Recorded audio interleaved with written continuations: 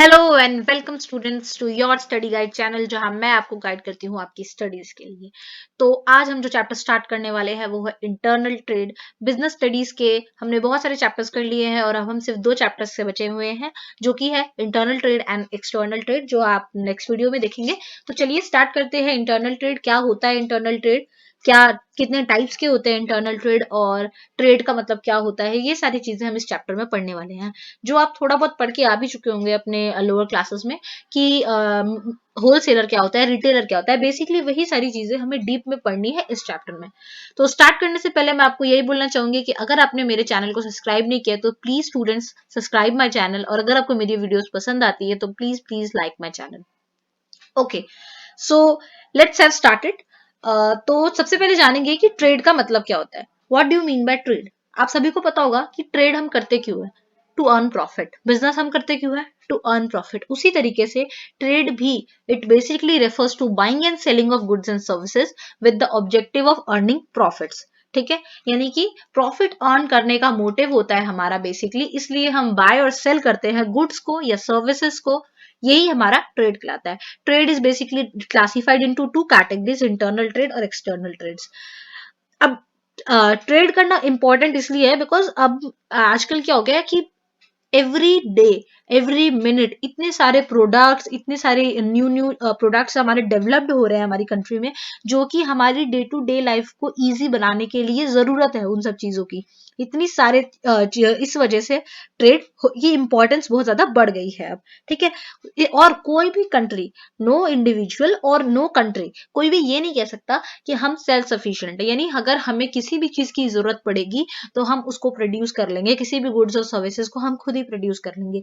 इसीलिए कि हर एक को उसी चीज में बेस्ट होना चाहिए। कहते हैं ना कि हमें काम वही करना चाहिए जिसमें हम बेस्ट होते हैं।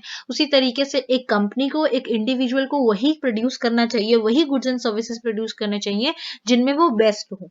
ठीक है, ताकि सबको इजीली और अच्छे से चीजें मिल पाए। ओके, तो मैंने आपको बताया कि trade can be classified into two categories, internal trade and external trade. क्या होता है इंटरनल ट्रेड, क्या होता है एक्सटर्नल ट्रेड, ये चीजें मैं आपको अब बताऊंगी। इंटरनल ट्रेड का अगर मतलब मैं आपको सिंपल वर्ड्स में बताऊं कि it basically refers to buying and selling of goods and services within a country's border. यानी कि अगर हम गुड्स और सर्विसेज को कंट्री के बॉर्डर में ही, यानी with in the countries border, अगर मैं आपके हम अपने एग्जाम्पल में, तो अगर हम इंडिया में ही सिर्फ गुड्स को खरीदते और बेचते हैं, गुड्स और सर्विसेज को, उसे हम इंटरनल ट्रेड कहते हैं। ठीक है, वेराज अगर एक्सटर्नल ट्रेड की अगर हम बात करें तो एक्सटर्नल क्या ट्रेड क्या होता है, when we trade within the two countries. जब दो कंट्रीज के बीच में ट्रेड हो तो उसे एक्सटर्नल ट्रेड कहते हैं। इस चैप्टर में हम फोकस करेंगे इंटरनल ट्रेड के ऊपर, बताएंगे कि इंटरनल ट्रेड होता क्या है, and we will explain the different types of internal trade and what is the role of internal trade in our economy. ये सारी चीजें हम इस चैप्टर में डिस्कस करने वाले हैं। अब मैंने आपको बता दिया कि इंटरनल ट्रेड का मतलब क्या होता है।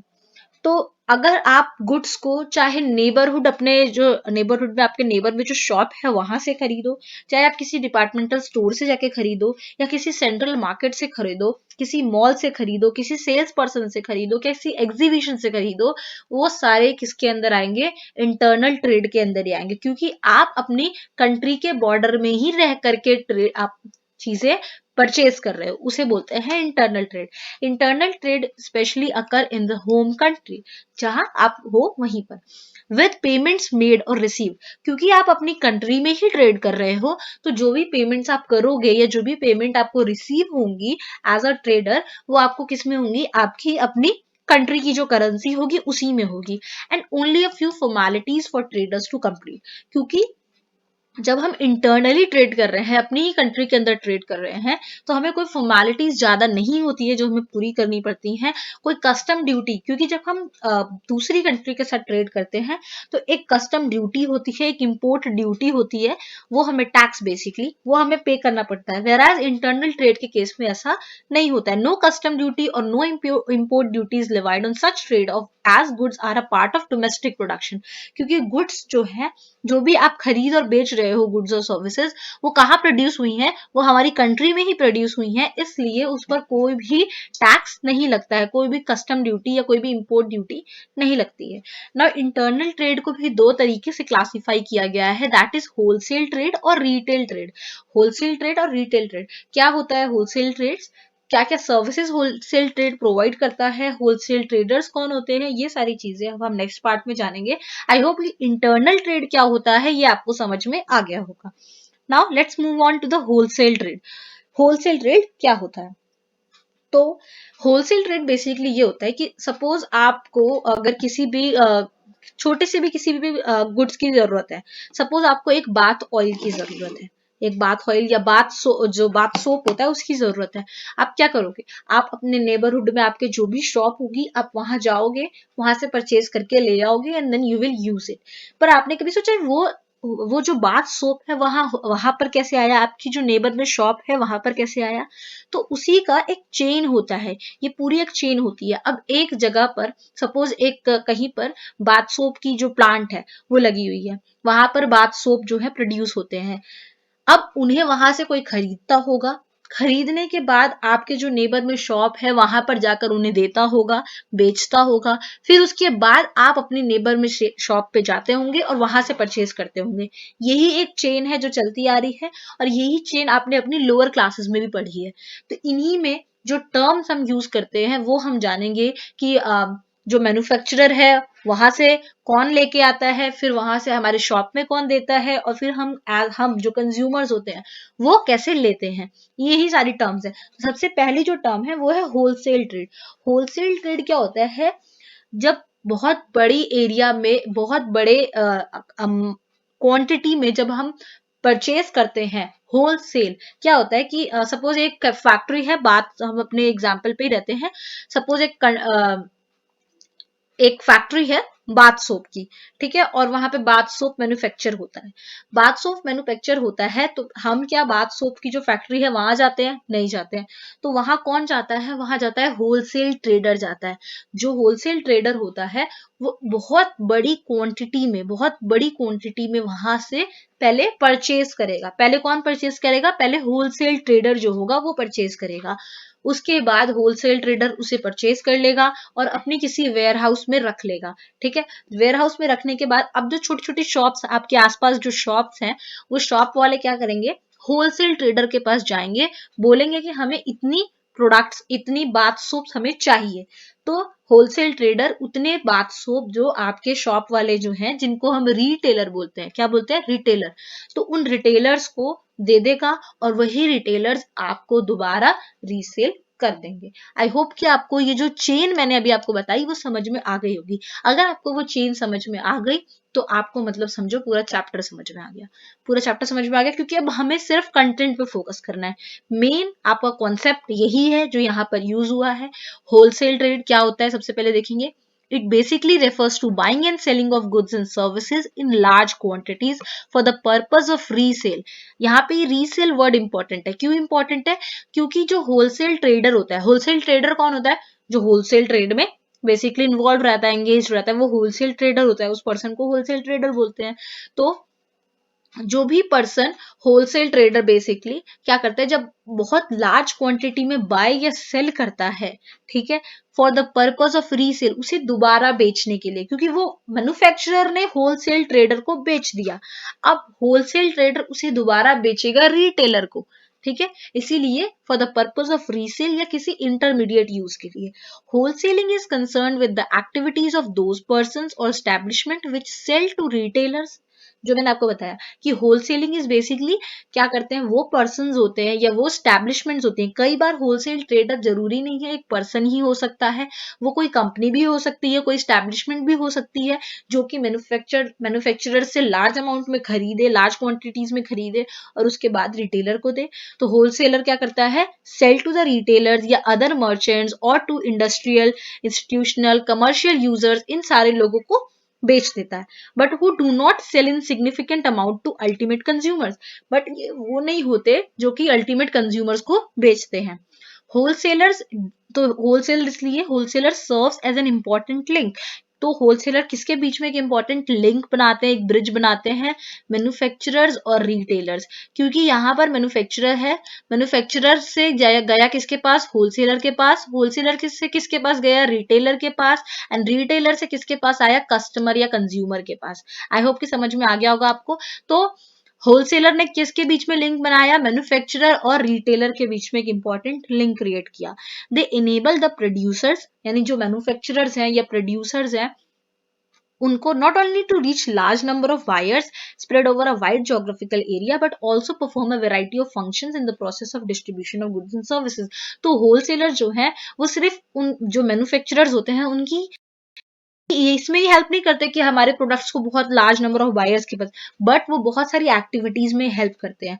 तो अब हम देखेंगे कि होलसेलर की बेसिकली क्या सर्विसेज होती है, वो क्या सर्विसेज देते हैं और कैसे एक लिंक क्रिएट करते हैं मैन्युफैक्चरर और रिटेलर के बीच में। इसके लिए हमें क्या देखना जरूरी है, तो इसके लिए हम चलते हैं देखने कि होलसेलर की सर्विसेज क्या होती हैं।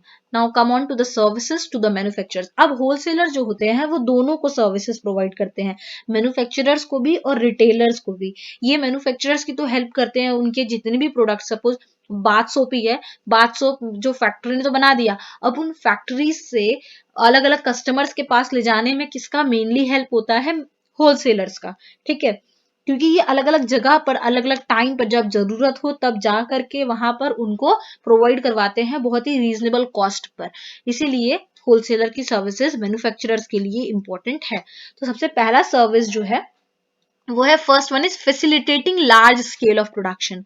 हाउ फैसिलिटेटिंग लार्ज प्रोडक्शन कैसे पॉसिबल है, देखो क्या करते हैं जो होलसेलर्स होते हैं वो क्या करते हैं, जितने भी रिटेलर्स हैं, जो छोटी छोटी शॉप्स है, रिटेलर्स का मतलब आप समझो छोटी छोटी शॉप्स, डिपार्टमेंटल स्टोर्स जो होते हैं, वो क्या करते हैं, वो अपने ऑर्डर्स देते हैं कि भाई मुझे इतने इतने प्रोडक्ट चाहिए, मुझे इतने इतना इतना इतना, सपोज बाथ सोप ही है, मुझे इतना बाथ सोप चाहिए, इतना बाथ सोप चाहिए, इतना बाथ सोप चाहिए। तो जो हमारे होलसेलर्स होते हैं वो क्या करते हैं, सारे रिटेलर से ऑर्डर्स ले लेते हैं और उन ऑर्डर्स को लेकर के जाते हैं मैन्युफैक्चरर के पास कि हाँ मुझे इतनी प्रोडक्ट्स आपके यहाँ से चाहिए, और फिर वहां से वो परचेज करते हैं और परचेज करके रिटेलर्स को प्रोवाइड करते हैं। तो इस वजह से उनका large scale of production possible होता है मैन्युफैक्चरर्स का। तो हम ये पॉइंट कह सकते हैं कि wholesaler facilitate large scale of production.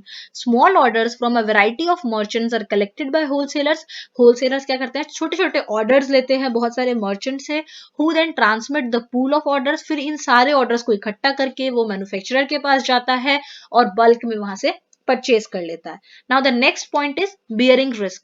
क्योंकि जो होलसेलर होता है वो मैन्युफैक्चरर से सीधा बल्क में खरीदता है, तो वो जब गुड्स खरीद रहा है वो अपने नाम पे गुड्स खरीद रहा है, क्योंकि मैन्युफैक्चरर तो किसको ढूंढेगा, भैया होलसेलर का है, होलसेलर ने खरीद के लेके गया मेरे से इतने पैसे इतने गुड्स, मुझे नहीं पता।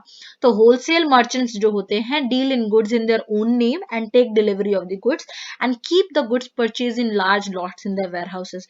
इसलिए वो वेयर हाउस में फिर ले जाकर के अपना रखते भी हैं। वही जो पूरा रिस्क है वो सारे रिस्क वही बियर करते हैं कि अगर अब देखो होलसेलर ने भाई मैन्युफैक्चरर से इतने सपोज 10 रुपए में एक प्रोडक्ट खरीद लिया, लेकिन बाद में उसकी प्राइस गिर गई, वो 9 रुपए की हो गई, तो 1 रुपए का जो लॉस है वो कौन बियर करेगा, अब वो होलसेलर बियर करेगा। तो पहला रिस्क तो ये हो गया, risk of fall in prices. Theft, goods चोरी हो गए, किसके पे रिस्क जाएगा, होलसेलर पे। स्पॉइलेज, पिल्फरेज, अगर गुड्स खराब हो गए या गुड्स में आग लग गई, कौन कौन ये सारे रिस्क बियर करेगा, होलसेलर। तो it is also the wholesaler who bear the risk. Financial assistance, कैसे फाइनेंशियल असिस्टेंस प्रोवाइड करते हैं होलसेलर मैन्युफैक्चरर्स को, कैश पेमेंट्स करते हैं generally, hence the manufacturer need not block their capital, जिसकी वजह से उनका कैपिटल ब्लॉक नहीं होता, फिर वो और रॉ मटेरियल परचेज कर सकते हैं और प्रोडक्शन कर सकते हैं। Sometimes they also advance money to the producer, not procedure, it's producer for bulk orders placed by them, ताकि वो बल्क ऑर्डर्स प्लेस कर सके, उनको इसलिए एडवांस पे मनी भी दे देते हैं। ठीक है, आई होप कि आपको ये चीजें समझ में आ गई होंगी कि लार्ज स्केल प्रोडक्शन कैसे पॉसिबल होता है, बियरिंग रिस्क कैसे बियर करते हैं होलसेलर्स, और फाइनेंशियल असिस्टेंस कैसे प्रोवाइड करते हैं होलसेलर। ये सारी सर्विसेज होलसेलर्स किसको प्रोवाइड करते हैं, मैन्युफैक्चरर्स को। Okay, now the next point is expert advice. क्योंकि एक्सपर्ट एडवाइस भी देते हैं होलसेलर्स। कैसे एक्सपर्ट एडवाइस देते हैं, क्योंकि जो होलसेलर्स होते हैं अब वो फैक्ट्री से खरीद करके रिटेलर्स के पास जाते हैं। रिटेलर्स उनको बताते हैं कि जी भाई कस्टमर जो है आपके गुड्स में ये दिक्कतें हैं, कस्टमर ये बता रहा है कि ऐसे ऐसे दिक्कत है। तो अब होलसेलर सुनेगा और जाकर के फैक्ट्री में बताएगा भाई आपके गुड्स में ये दिक्कत है, आप इनको चेंजेस करो, कस्टमर को ये चीजें पसंद नहीं आ रही। तो एक्सपर्ट एडवाइस किसने दी? होलसेलर ने। तो wholesaler also gives expert advice to the manufacturers, क्योंकि होलसेलर्स डायरेक्ट कांटेक्ट में होते हैं रिटेलर्स के। They are in a position to advise the manufacturers कि आपके कस्टमर के टेस्ट में ये चेंजेस आए हैं, मार्केट कंडीशन में ये चेंजेस हैं, तो आपको ये सारे चेंजेस अपने प्रोडक्ट्स में भी करने होंगे। Help in marketing function, basically wholesaler release the manufacturers from many of the marketing activities. अब क्या होता है, कोई भी जो कंपनी फैक्ट्री है उन्होंने गुड्स बनाई और उसकी मार्केटिंग अब उनको करने की जरूरत ही नहीं है, उन्होंने होलसेलर को दे दिया। होलसेलर अलग अलग जाकर के अलग अलग रिटेलर्स को दे देते हैं अलग अलग एरियाज में, जिससे कि उनकी मार्केटिंग अपने आप हो जाती है। तो होलसेलर देखो मार्केटिंग में भी हेल्प करते हैं। A large number of customers get their goods from retailers who in return have actually bought the goods from the wholesalers। तो वहां से बहुत सारे कस्टमर्स के पास रीच हो जाती है। तो मैन्युफैक्चरर्स की हेल्प होलसेलर बहुत सारे तरीकों से करते हैं ये सर्विसेज प्रोवाइड करके। आइए नेक्स्ट देखते हैं। इट फैसिलिटेट प्रोडक्शन कंटिन्यूटी, क्योंकि wholesaler time to time factory से खरीदते रहते हैं, मैन्युफैक्चरर से खरीदते रहते हैं, तो प्रोडक्शन जो है वो कंटिन्यू होती रहती है। और एक इकोनॉमीज ऑफ स्केल भी उसका एडवांटेज मिल जाता है। Economies of scale, you should know the meaning of economies of scale, but अगर आपको नहीं पता है मैं छोटे मतलब मैं आपको समझा देती हूँ। इकोनॉमीज ऑफ स्केल मतलब होता है कि जब हम किसी भी प्रोडक्ट की प्रोडक्शन लार्ज स्केल पे करते हैं, बहुत लार्ज स्केल पे करते हैं, तो उसकी कॉस्ट कम आती है। ठीक है। स्टोरेज ये इस तरीके से सिंपल है कि जब आप कहीं जाओगे और लार्ज स्केल में कुछ भी परचेज करोगे तो आपको डिस्काउंट मिलता है। उसी तरीके से जब हम किसी भी फैक्ट्री में बहुत लार्ज स्केल पे प्रोडक्शन करते हैं तो अल्टीमेटली कॉस्ट कम होती है। स्टोरेज का काम भी किसका होता है भाई? होलसेलर का, क्योंकि होलसेलर जो है वो मैन्युफैक्चरर से खरीदता है और उसके बाद अपने गोडाउन या वेयर हाउसेज में रखता है और स्टोरेज भी प्रोवाइड कर देता है। Now the next is services to retailers. अब होलसेलर रिटेलर्स को क्या सर्विसेज प्रोवाइड करता है? सबसे पहली चीज तो अवेलेबिलिटी ऑफ गुड्स अवेलेबल कराता है। जब जब रिटेलर्स को जरूरत होती है तब तब रिटेलर होलसेलर को एक कॉल घुमाते हैं और होलसेलर वो गुड्स रिटेलर के पास पहुंचा देते हैं। Wholesaler also hold the inventory of goods as well as handle the work of collecting goods from several producers, क्योंकि बहुत अलग अलग प्रोड्यूसर से वो लोग खरीद के रखते हैं, उसके बाद होलसेलर्स को दे देते हैं। ठीक है, इससे क्या होता है, रिटेलर्स को इजीली मिल जाता है। मार्केटिंग सपोर्ट भी प्रोवाइड करते हैं। Wholesalers are responsible for a variety of marketing duties, क्योंकि अगर तो होलसेलर को भी नुकसान होगा ना, अगर उसके जो कस्टमर्स हैं जो वो नहीं खरीदेंगे तो इन रिटर्न होलसेलर को भी नुकसान होगा। तो वो उस तरीके से मार्केटिंग का भी सपोर्ट रखते हैं। The retailers also benefited due to this as it help them in increasing the demand for various new products. I hope आपको ये पॉइंट समझ में आ गया होगा। Now the third point is grant of credit. Grant of credit basically कैसे? Wholesalers usually provide credit to their frequent customers. जो frequent customers होते हैं उनको होलसेलर, जो हमारे जैसे सपोज कभी कभी होलसेलर्स ऐसा भी होता है कि जो उनके रिटेलर्स होते हैं उनको वो उधार ही चीज दे देते हैं क्रेडिट पे। As a retailer can run their firm with a modest quantity of working cash. Specialised knowledge, wholesaler जो होते हैं वो स्पेशल नॉलेज होती है उनको एक सिंगल प्रोडक्ट लाइन के बारे में, जिससे वो हेल्प करते हैं रिटेलर्स की भी। रिस्क शेयरिंग, रिस्क भी शेयर करते हैं। Retailers can avoid the risk of pilferage, stock piling, obsolescence and demand fluctuations by purchasing small merchandisable quantities. So I hope कि ये पॉइंट आपको समझ में आ गया होगा। बहुत ही सिंपल पॉइंट्स है और बहुत ये सारे पॉइंट्स बहुत ही सिंपल है। अगर आपको बस ध्यान रखना है कि होलसेलर कैसे हेल्प कर सकते हैं and then you just have to explain these points. ठीक है, आप आई होप कि आपको ये चीजें समझ में आ गई होंगी। Thank you so much students for watching my video.